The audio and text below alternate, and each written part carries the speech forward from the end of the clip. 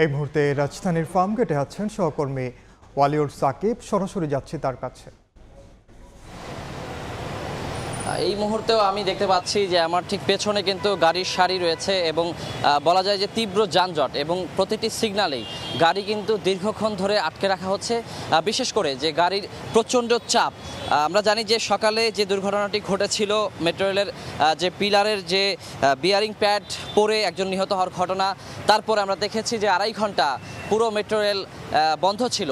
তো সে কারণে যে যারা নিয়মিত যাত্রী রয়েছেন মেট্রো রেলের, আমরা জানি বিশাল সংখ্যক যে কয়েক লক্ষ মানুষ কিন্তু নিয়মিত মেট্রো রেলে চলাচল করে থাকেন, সেই চাপটি কিন্তু সড়কে এসে পড়েছে।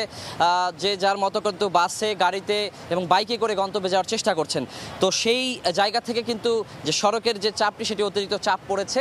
আর আমরা দেখেছি যে 3টার দিকে যে মেট্রো রেলের উত্তর থেকে আগারগাঁ পর্যন্ত চলাচল স্বাভাবিক হলেও মতিঝিল পর্যন্ত কিন্তু চালু করা সম্ভব হয়নি এবং সেই জায়গা থেকে কিন্তু একটি অনিশ্চয়তা রয়ে গেছে।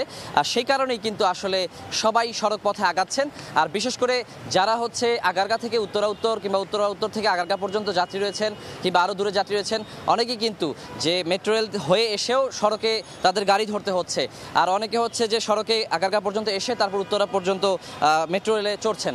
তো সে কারণেই কিন্তু আমরা দেখতেছি অত্যধিক গাড়ির চাপ এবং প্রতিটি সিগন্যাল কিন্তু স্বাভাবিক যে সময়গুলো সিগন্যালে গাড়ি আটকে থাকে তার চেয়ে অনেক বেশি সময় আটকে থাকছে।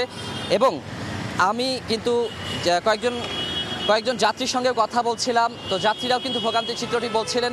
সবাই বলছেন যে আসলে স্বাভাবিক সময় চেয়ে অনেক বেশি সময় তাদের গাড়িতে আটকে থাকতে হচ্ছে। অনেকেই বিরক্ত হয়ে কিন্তু গাড়ি ছেড়ে পায়ে হেঁটে যাত্রায় গন্তব্যের উদ্দেশ্যে যাওয়ার চেষ্টা করছেন। এবং অনেকে বাইকাররা যারা রয়েছে তারা বলছেন যে সাধারণত 15-20 মিনিট কিংবা 25 মিনিটের মধ্যে তারা যে গন্তব্যে পৌঁছাতে পারেন, 1 থেকে 1.5 ঘন্টাতেও কিন্তু তারা সেখানে পৌঁছাতে পারছেন না। তো সব মিলিয়ে বলা যায় যে দুর্ভোগ কিন্তু চরমে পৌঁছেছে। এই ছিল আমার কাছে এখন পর্যন্ত এই ফার্মগেট থেকে যানজটের সবশেষ খবর। সরাসরি যুক্ত ছিলাম রাজধানীর ফার্মগেটে।